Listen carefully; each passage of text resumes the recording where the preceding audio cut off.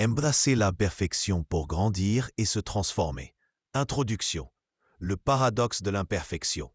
Dans un monde obsédé par les selfies sans défaut, les réussites professionnelles éclatantes et les idéaux inaccessibles, l'imperfection est souvent perçue comme une faiblesse. Pourtant, des recherches récentes en psychologie et en neurosciences suggèrent qu'accepter nos défauts peut être un catalyseur de croissance personnelle. Cet article explore comment l'imperfection, loin d'être un obstacle, ouvre la voie à l'authenticité, à la résilience et à la créativité. En nous appuyant sur des études scientifiques, des philosophies culturelles et des stratégies pratiques, nous déconstruirons le mythe de la perfection et révélerons comment la vulnérabilité peut devenir notre plus grande force. L'illusion de la perfection. Pression sociétale et culturelle. La société moderne associe la perfection au succès, un récit entretenu par les médias et la publicité. Les travaux de Curran et Hill, 2019, montrent que le perfectionnisme a augmenté chez les millennials, parallèlement à une hausse de l'anxiété et de la dépression. Le rôle des réseaux sociaux, des plateformes comme Instagram, crée des standards irréalistes. Une étude de Fardouli et al. 2015 lie l'utilisation des réseaux sociaux à l'insatisfaction corporelle et à une faible estime de soi. Conséquences psychologiques, le perfectionnisme prédit l'épuisement professionnel, Flett et Hewitt, 2002. La quête constante de l'excellence mine la santé mentale, alimentant un cycle d'autocritique et d'évitement. Regard psychologique sur l'imperfection, l'état d'esprit de croissance, Carol Dweck, dans Oser réussir, changer d'état d'esprit, 2006. Dweck explique que percevoir ses capacités comme malléables renforce la résilience. Accepter ses erreurs comme des opportunités d'apprentissage stimule la motivation. Thérapie d'acceptation et d'engagement, Stephen Hayes. L'attaque encourage l'acceptation radicale des imperfections pour aligner ses actions sur ses valeurs. Hayes, 2005. Selon des essais cliniques, cette approche réduit l'anxiété de 40%. L'autocompassion, Christine Neff. Les recherches de Neff, 2003, montrent que l'autocompassion diminue le stress et favorise la guérison émotionnelle. Se traiter avec bienveillance face à l'échec est essentiel pour évoluer. Neurosciences et imperfections, comment le cerveau réagit aux erreurs. Le signal cérébral ERN, Error Related Negativity, s'active face aux erreurs. Moser et al. 2011 ont démontré que la pleine conscience atténue l'ERN, réduisant l'anxiété. Neuroplasticité et apprentissage. La neuroplasticité permet au cerveau de s'adapter en corrigeant ses erreurs. Les travaux du Dr Andrew Huberman soulignent que relever des défis renforce les connexions neuronales.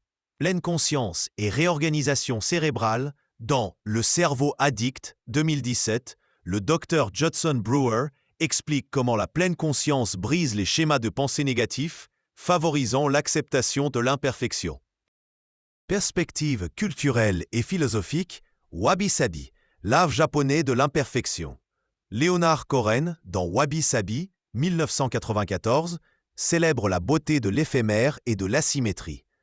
Philosophie occidentale, Nietzsche et le stoïcisme. Le concept nietzschéen d'amor fati invite à embrasser les aléas de la vie.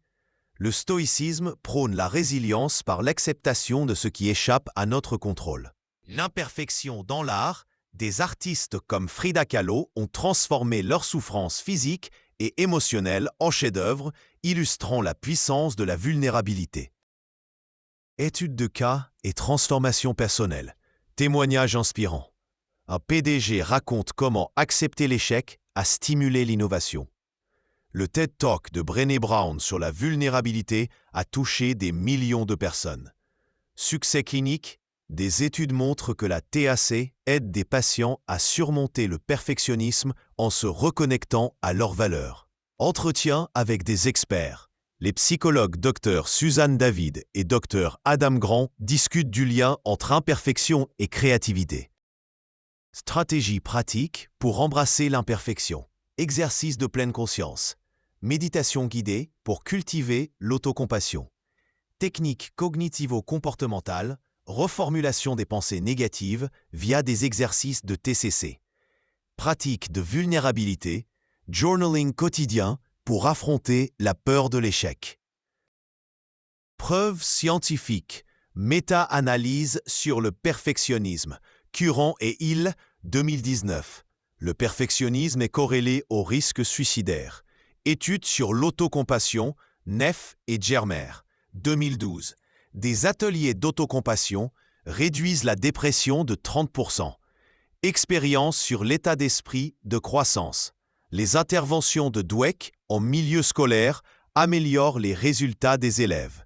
Vers une croissance personnelle authentique. Créativité et imperfection. Le principe de progrès, Teresa Amabile, 2011. Les petites victoires nourrissent l'innovation.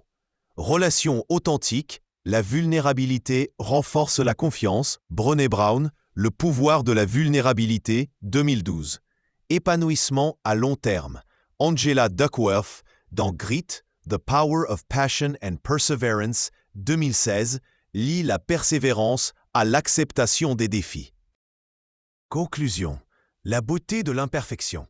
L'imperfection n'est pas un défaut, mais une caractéristique de l'humanité.